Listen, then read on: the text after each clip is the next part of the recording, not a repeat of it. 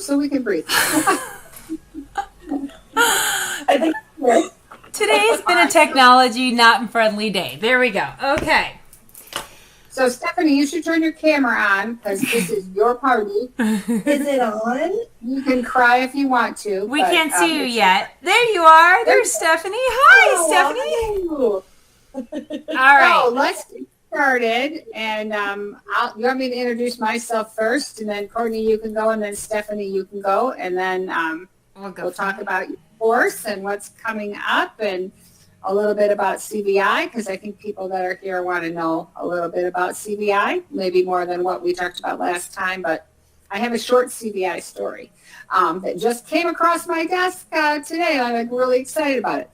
So I'm Susan Orwell, co-founder of Rett University. I'm a coach and eat, sleep, and drink basically Rett syndrome. That's what I do all day. So throw in a little autism every once in a while, but mostly Rett. Hi guys, I'm Courtney Barnum. I am Susan's counterpart and right-hand person, and a coach as well as a sibling of a wonderful angel who had Rett syndrome.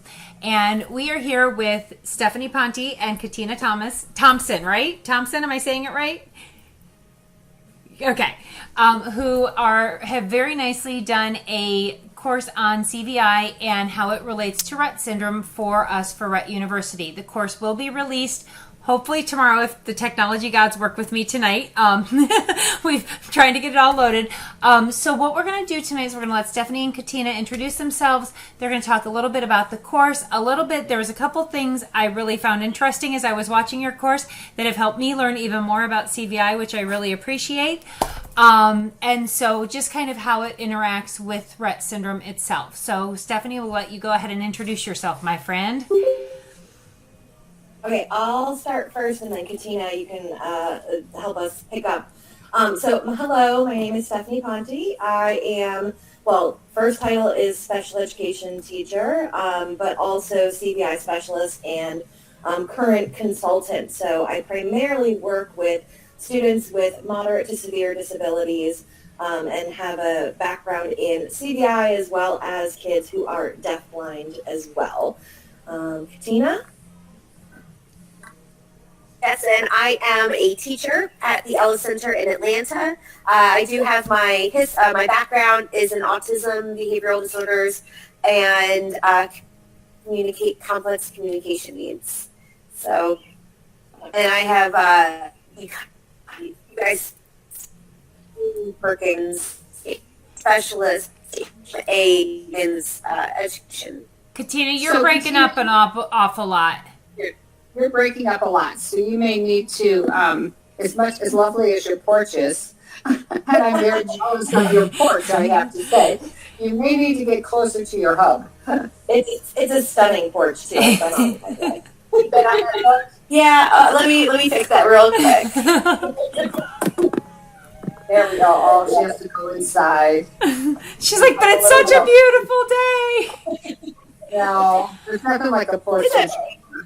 So I have to ask both of you how you guys got involved with Cortical Visual, because you're both special ed teachers. How kind of we got involved with CVI? Because I know Susan and I have gotten involved with it because of some of our kiddos are we need to. We had to. So what got you guys involved with it? So Katina has been kind of in the CVI world for longer than I have, and she has greatly helped me integrate into this world, so I will let her go first, and then I'll kind of follow up. So I got into CVI. I had been working at a small school and actually was beginning to start my own in-home therapist as I was starting to see a very big need between what was being asked of families to do at home and what was happening with goals in schools, and there just was too much disconnect. So I had been working in-home doing that service for a while, and I stumbled upon the Ellis Center, which is really a school that I had always imagined myself starting at some point, that has a very strong tie in complex communication needs. And after applying there and getting my job as a teacher at the Ellis Center, that's when the world of CBI started opening. And what I found to be interesting is once I learned more about CBI, how it presents itself, how you can really look at the characteristics and what characteristics are really affecting somebody's day-to-day. I look back at some students I worked with that were diagnosed autistic, and I'm like, and even then I was like, this isn't quite right. Like this, it's like I hear you say that autism, and I see why you're saying that, but something just isn't quite right. And once I started learning more about CBI, it was just that little light bulb was like, oh my gosh, that wasn't, no wonder that strategy wasn't working. I was going out about it, from this angle. I needed to going at it from a visual angle. So it just really started to show me how I needed to look at things from different avenues and not just so much of, well, this is a diagnosis that's on the spectrum, so therefore these characteristics are all because of spectrum. It's, there's all these other factors. So can you talk to us just a little bit, because I'm really curious about this, because I feel the same way with kids. I feel the same way with kids in general, that oftentimes they get pigeonholed, and because of that pigeonhole, people only have this tunnel vision. But what was it about this particular child where you said something's not quite right, and what you were seeing was more visually related than what we would classically think of as autism? Like, where was the differentiation that you made? Right. So I'll start even with the lack of a visually guided reach. That is one, or the lack of eye contact. So I was working with this one student that I'm in particularly thinking of, that he did not have eye contact, but at the same time, every once in a while, he would give you all this engagement. So I'm like, all right, we have this happening. And then he had the lack of a visually guided reach. Whenever we were working on anything, he would scan and then look away and reach towards it.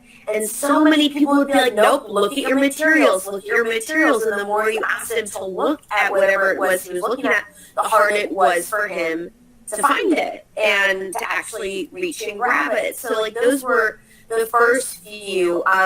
Some of his visual behaviors of rocking. He constantly, whenever was if he was reading a book or looking at anything, he was putting his body in motion, which now I'm seeing that that's something that many individuals with CBI will do, is try to create motion of their body or of the materials themselves. So I just think back at many of these different things, even the way that he would play with light and look into lights was far more characteristic of CBI that I see now than it really was an autism diagnosis. And he's not standalone. There's actually a very large amount of children that are misdiagnosed autistic when a lot of those symptoms or characteristics are actually CBI related, not so much autism related. But this is not to discredit any diagnosis. It's just an avenue that many people have not really thought about looking down as well. Well, even I think too, like I know my first experience working with a child with CBI that I knew of was in my teacher prep program. And I was working with a student, and I remember the teacher told me all of these things, which now I know is completely incorrect, all these very CBI misconceptions, right? So the first thing she told me is that this individual's vision changes throughout the day. That, in the morning it's, they can see, in the afternoon they can't. But sometimes it changes from hour to hour is what she told me. And I said, whoa, what is, and it completely confuzzled me. And then, and then another thing was they said, well, he responds to red. So let's just take a red overlay and put it over everything, right? Not at all taking into consideration what the heck we were having this kid look at other than, like these little worksheets with these tiny little cartoons. They said, just slap a red overlay over it, and that should be access, which was not the case for this individual. And so I think I left my student teaching experience more confused about cortical visual impairment than when I came in. And none of it made any sense, and it really wasn't until I joined the Ellis Center team. I used to be a teacher there, and started taking coursework predominantly through Perkins School for the Blind on cortical visual impairment, and also, of course, having Katina like completely train me and kind of take me on this CVI knowledge journey, that I was able to kind of put the pieces together and understand why all those misconceptions, why they occur, but then also that they were completely false and not really based in any sort of... Can you just give, for those people that might be with us that don't really know what CVI is, maybe just give a down and dirty kind of... It's way more complicated than a down and dirty definition, but maybe just a little beginning definition just so people can kind of go, okay, that's what they're talking about. So, cortical visual impairment, or CVI, is what we are referring it to, also known as visual impairment.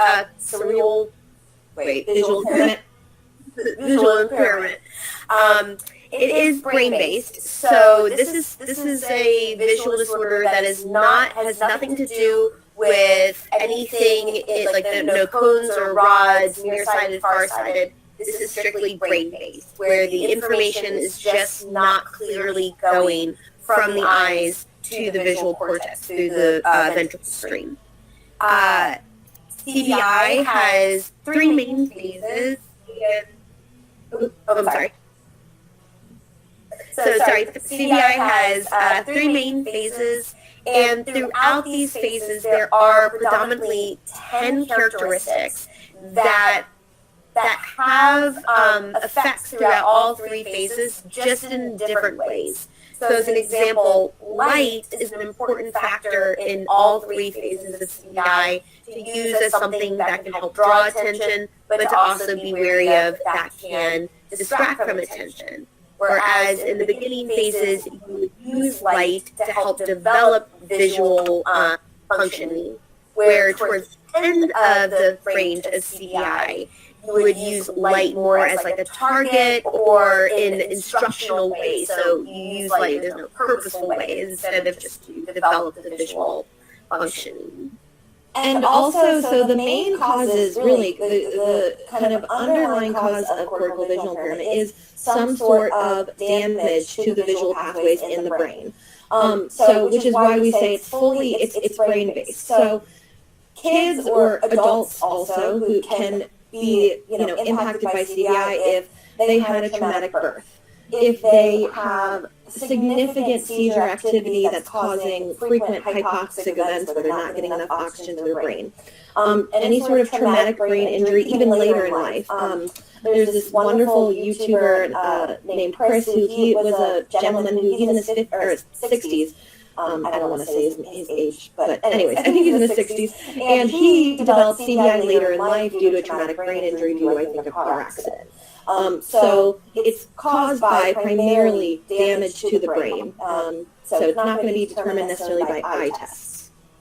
Big factors a lot of times is a lot of these children will have completely normal ocular assessments. And they're like, but they're not seen. They're not seen. And so that is... You're not engaged. It's what you hear a lot. Looking through me, not at me. So you see a lot of those types of verbiages when you are talking about a lot of individuals with CVI. So this would be maybe for people who understand a little bit more of the words like processing issues. This is in the processing area. And in other words, they might see something, but they're not making meaning out of what they're seeing. It doesn't hook up with what we would. So we as people with ostensibly not having CVI, we look at somebody's face. I have a brand new grandbaby who's like a month old. You congratulate. Well, thank you. She's number 13. Yeah, but she's just really special. This was my son's first, so it's like so exciting. And they live with me, so that's even better. So it's really watching. But when it was so interesting to me that so early on, you could see her doing this thing with her hand, and it would just kind of fly by, and there was no reaction like the first week. by the second week, she was going, you could see her like, what the heck is that thing going by? And now there's a much more purposeful bringing the hands in front of the face by a month old. You just see this development and you go, whoa, she's getting meaning from that movement. It's not like she's got a complete knowledge of it's a hand and it's attached to me. I mean, she doesn't, that's not what's cooking there. But something's happening in front of my eyes that I kind of like. You know, and I think that what happens for our kids that don't do this on a simplistic level, I'm trying to bring it down so that my pea brain can pick it up, is that thing might come across, but there's not a lot of meaning to its significance. And so if we think about the layers of that's probably why I bring in the baby. It's like a newborn already is making those layers meaningful, and how many times do those layers get sideways so that there's not a lot of meaning being developed there. And maybe I'm making it too simplistic, but Well, I think that's a really good point, and I think especially with our kids with complex motor communication impairments where they have multiple things, I think professionals may look at those kids who are not engaging, they're not reaching out, they're not trying to crawl or even and do any sort of movement towards an object, they're not trying to interact with an object. We may look at that child and say, oh, well, it's because cognitively they're at 6 months, 18 months, they're not, they're just really cognitively impaired. But they actually just may not be interpreting what they're seeing, which is causing them to not seek out or, to engage with that because they can't see it and they don't really understand what they're seeing. And I'm glad you brought that up, Stephanie, because that is something that's really important to know about CBI is that it's not about whether or not the individual can see something. It's what are they seeing? What are they interpreting? So especially a lot of instruction around CBI goes into teaching how to identify items because what looks like a cup in one situation might not look like a cup in another situation. So really teaching individuals how to identify items based on things like salient features, which are the main items that or features that make up an item and what it is. But even to your point as well, I am currently working with a young man who his PT was having a real hard time helping him move and getting his gait to work. So I saw that he was in this very busy room. He was having a really hard time. His head was down, and he was not giving effort. And the therapist was like, "Come on, I know you can do this. I know you got this. We all knew we could do this." And he just was not doing it. But the second we put all of these barriers around him and just created a non-complex runway, oh my gosh, his head went up and started just running. Like he was ready. And it really had nothing to do with his motor. It had everything to do with his vision. In the room he was in, it was so complex that he was like, I don't know where I'm going. It's confusing. It would be like asking you to walk through a room that was like a magic eye. So you have to think about like a lot of these individuals, like they're not moving because they don't want to move. They're just on the edge of the environment. So we see this crossover in Rett because you've got these huge motor planning issues in this apraxia, which people always say, well, see, they're not trying or they don't get it or they don't know it, which can then be complicated by the CBI, which is they're not moving because they can't move to something, plus they're not even sure what to move to.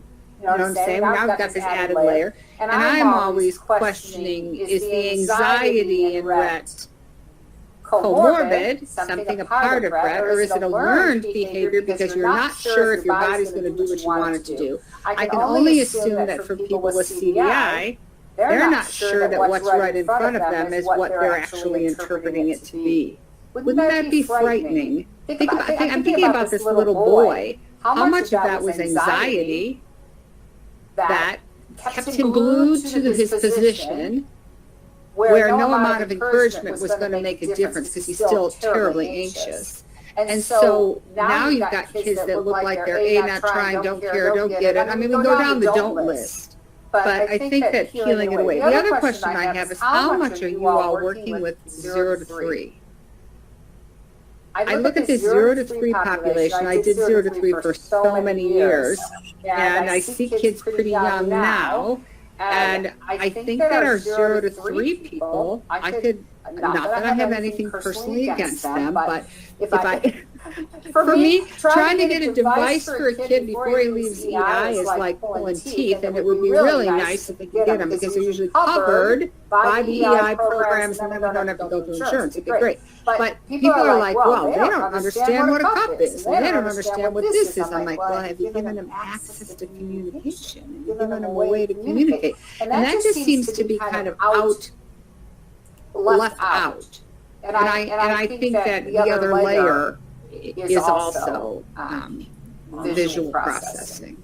So currently I am working in early intervention and birth to 3. Currently, I completely reflect all the complaints about getting a device for a kid. I have a kid who just got kicked out of daycare for biting people, and I'm trying to work with this. Anyways, just right before I got on this meeting. Biting, but there might be a reason for the biting. I mean, yeah, he's 3 years old. He can't communicate. But anyways, but yeah. So, and I think really early. I mean, some kids are not even diagnosed with cortical visual impairment. Again, they just kind of tax on cognitive impairment, physical disability. They don't even really like think of the vision piece. And me and Katina particularly, we've evaluated kids who don't really have a CVI diagnosis until, what's the oldest we've evaluated? Like a first time, Katina? 16 or 17? Oh my Lord. 16 or 17, and no one had any idea. And they had no idea what he could see, what he could interpret, what meaning he was gaining around from his environment. And that went unchecked for 16, 17 years of his life. Wow. So and it just was so interesting because I still remember the parent interview, has no interest in this, has no interest in so many of those things. I'm like, oh my gosh, I understand why, he had no interest in watching TV, because a lot of individuals with CVI have a really hard time watching TV, watching cartoons. Things that are really, especially children's programs, are very fast-paced and constantly like flash. And it's too much for many individuals with CVI. So like it just was so interesting, and even in going through and interviewing this family, it was very interesting because, to Stephanie's point earlier of they can see here but they can't see there. So there's all of this, well, I mean, their vision's fine because, and that's how this child got slipped through so many cracks, is because in a very comfortable setting, when something was really familiar with items, like he was 17 and they still had the favorite Elmo, and it's something that you see a lot of kids with CVI go to Elmo, strong red color. But in fact, was that teenager really into Elmo? Not really, because he didn't like Sesame Street. He just liked this Elmo. And so it just was so interesting because they're like, oh, well, he doesn't have age-appropriate interests. Or is anything age-appropriate accessible to him, especially visually? So, like, starting to think there, we even talk about, like, well, he was part of, I think it was the Buckhead Braves, or am I mixing two kids up at this point? It's Red Bat. Let him use the Red Bat instead of like him hold on to this Red Elmo. So just finding ways, but you do see that very often, or it is you'll see children that are going through a lot of different therapies. I saw kids going through a lot of ABA that I'm looking at now, and it wasn't a behavior. They were not having. That was a visual thing. Like that was something that was happening visually, and no wonder these strategies weren't working because it wasn't behavior. And also the CVI, I think, is a big impact, especially for our AAC users who get automatically, if they have significant motor needs, if they can't really access a switch reliably, they say, okay, move them to eye gaze, right? which I think is an amazing assistive technology. It's an amazing access method. But for some kids in certain phases of CBI, like I'm talking, kind of the earlier phases where they're just kind of building those visual behaviors, those reflexive behaviors of being able to respond to light. You put an eye gaze device in front of their face with a bunch of symbols, it's not going to have a whole lot of meaning. And what we've seen, me and Katina in particular, we've seen a lot of these kids who get eye gaze devices early, before the teen really understands their visual needs, kind of fizzles out. They're like, oh, well, maybe this isn't really working, or maybe we should switch to a switch scanning, or maybe we should switch to an automatic scanner, something like that, because that is a lot more effective, a lot less taxing for them to be able to access than an eye gaze device where they're having to exert so much visual attention and may not even understand all the little, symbols that are in front of them, and it may be too complex. So, it definitely impacts our AAC users for sure.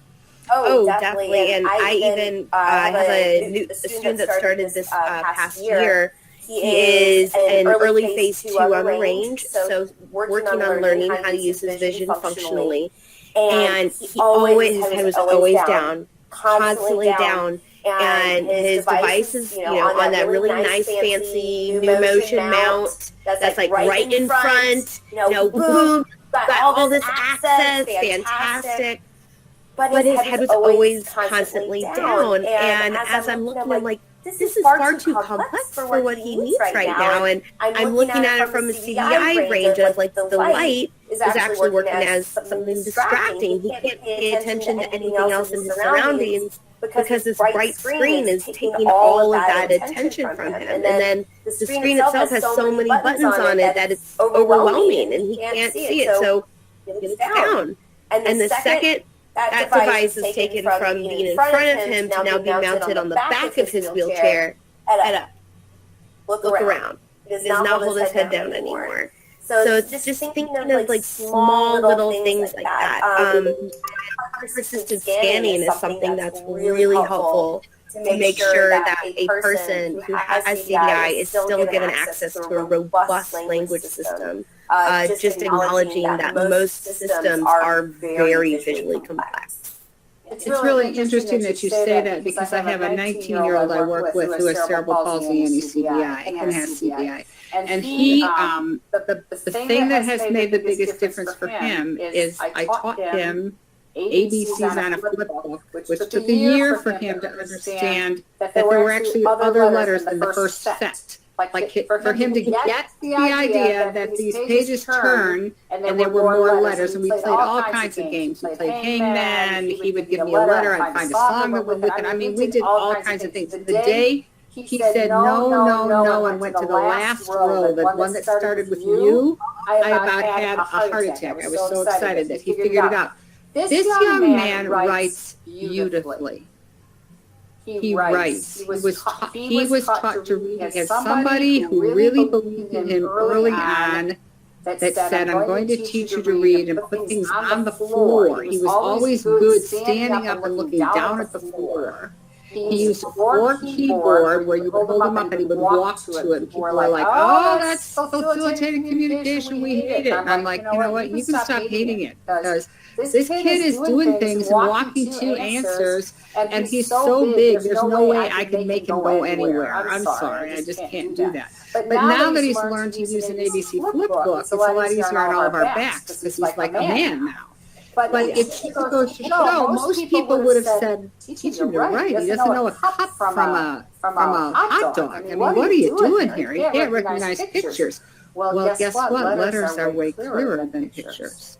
And I think that's where that cognitive piece can get them really locked in. If people are looking at the wrong thing, they would never think to teach this guy how to read and how to write.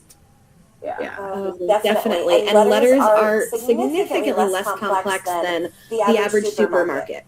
Right?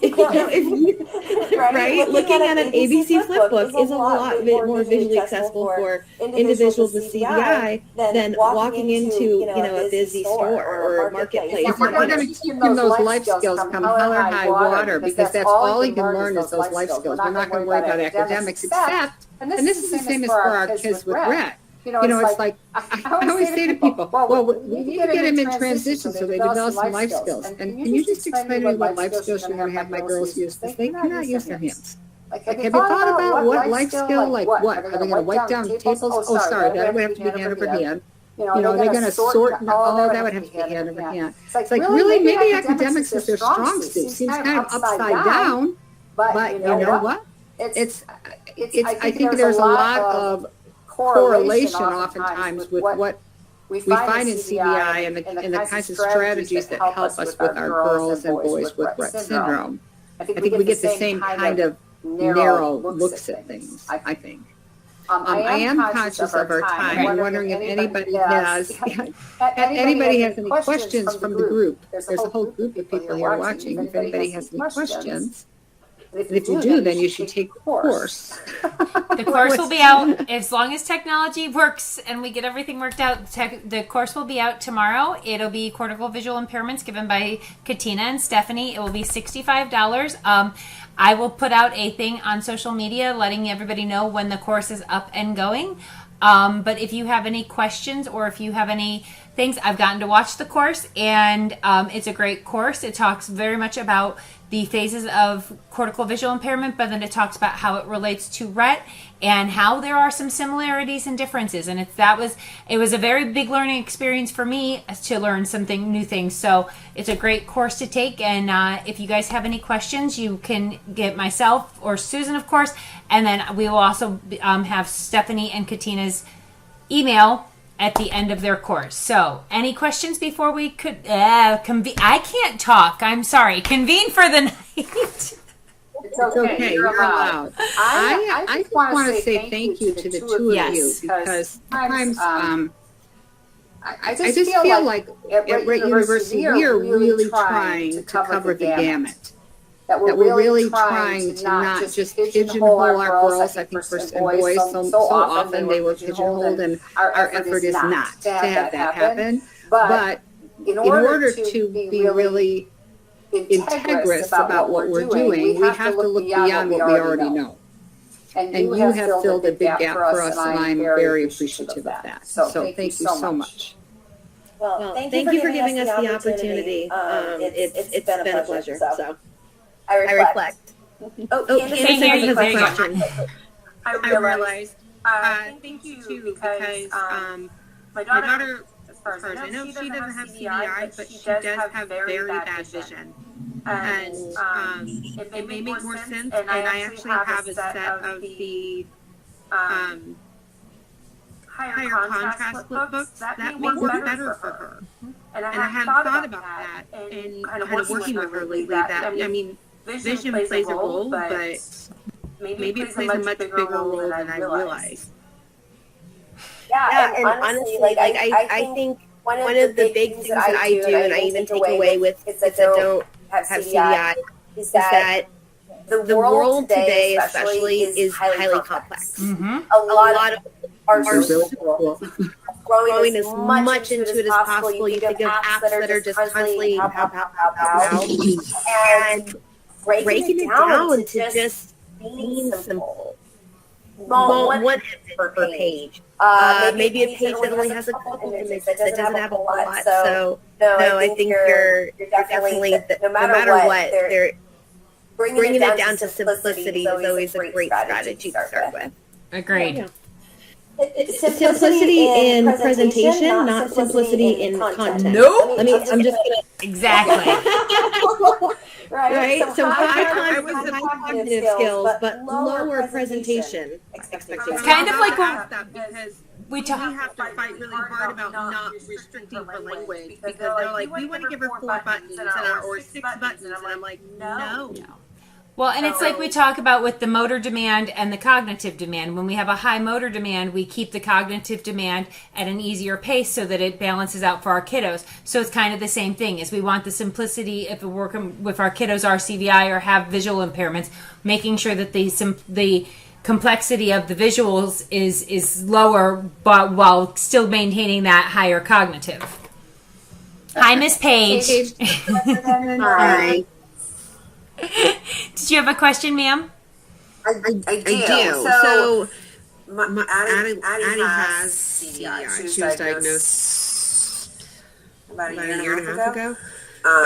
And I guess we've struggled with communication. I mean, from the very beginning. She's had a Toby for about a year and a half. And we kind of struggled with what the right approach was because she didn't really show a lot of interest in it. And now I'm listening to you guys and I'm like, this is probably why. But then Courtney and I had a virtual meeting last week or the week before, and we put all the things on her screen. So are we setting her up for failure because it's just too much off the bat, or like? So I'll start this. I think no matter what getting the system, you're never setting someone up for failure with the system. So that I think is the biggest one. You're doing that right. Completely. So I'll say like really big kudos to that because I think that is step one. No matter what, that's fantastic. I will say that especially with a lot of systems, this has been a huge topic in the CVI world. One that I've been part of in a few different courses and classes that we've been talking about.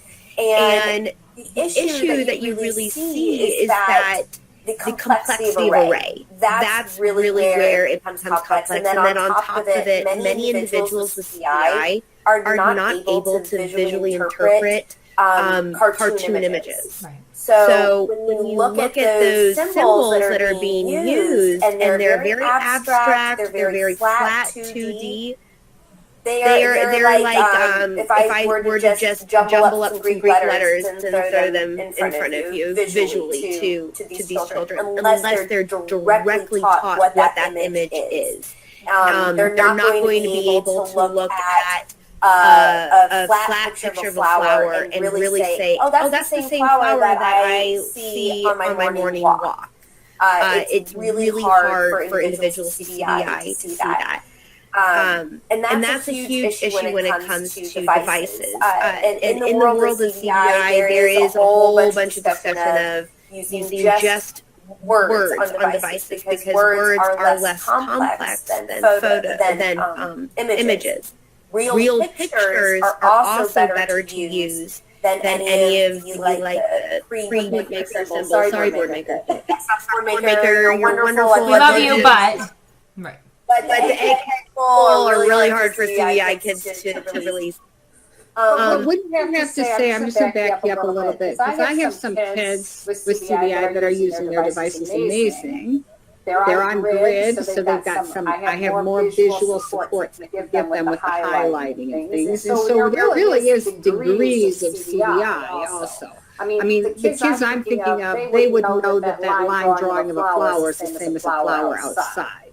But I think still need to have things engineered in a way, like this little girl that I just came across my desk today. The teacher said she's really lost interest in her reading. I said, well, we need to figure out how to accommodate that. And we ended up just using a gray background and using some yellow letters, and we put it into voice stream, and now it's going with a cursor, so it's helping her track, and she is totally engaged. And the teacher said, that was the first thing she said, is she's totally engaged. And then so what I did is working.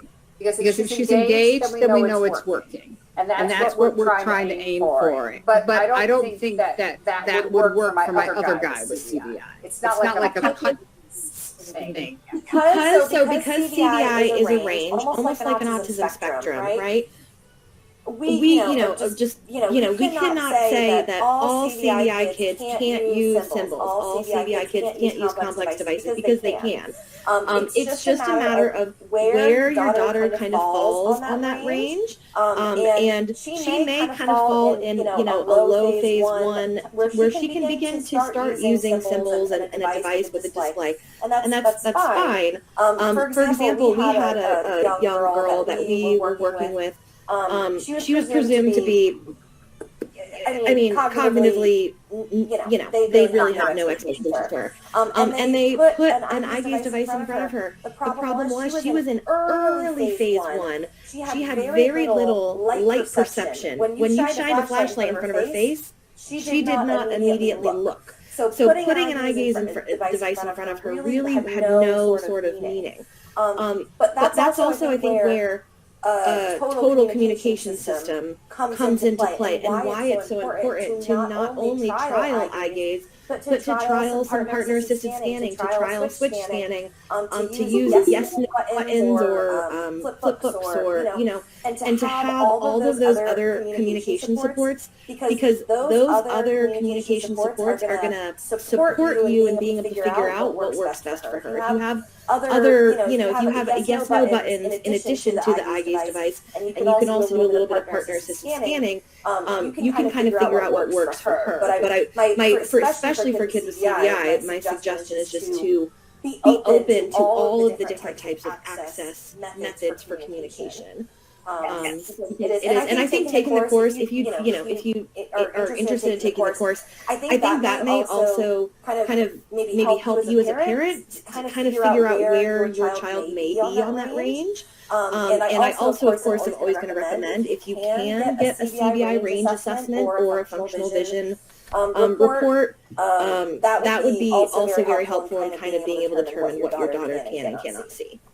I'm glad that you mentioned something about that, because when I was talking to Courtney, she asked me what range Addie was, and I was like, I have no idea.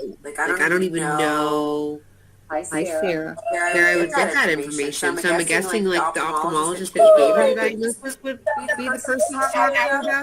Ophthalmologist won't know, does not know CVI very well, and it's you can go on Hopkins' website, and there is a way for you to find a CVI certified specialist in your area. There is, like, Can you say what the website was one more time? I'm sorry. It is Perkins. It's www.perkins.org, but Perkins School for the Blind. Yes. And through there, they do have a CVI specialist feature that can help get you into that, into someone who is able to do that. There are many TIs that are credentialed in the range, but it is not, just because someone is a TI does not mean that they have experience with CVI. So that is something that is just to be aware of. Getting a range done is the best way to know which strategies you want to start using and want to start aiming towards, and what strategies you're going to want to be using in the next steps. Great, thank you. Oddly enough, that's the site I went to, and it actually lists Rett syndrome as a something that can overshadow a diagnosis of CVI. That kids with Rett, it clouds it so they don't get it. Now I'm really like Things are clicking, Candace. Is it good that I'm near the Florida School for the Deaf and Blind, and I have a lot of friends that work there? Hey. This course helps answer some of those questions, and maybe even get some more gears going to figure out more. So thank you everybody for being here tonight, and for welcoming Katina and Stephanie to the Bowl. We're very happy to have you here. So thank you so much for having us. Bye, everybody. Bye. Thank you. Bye.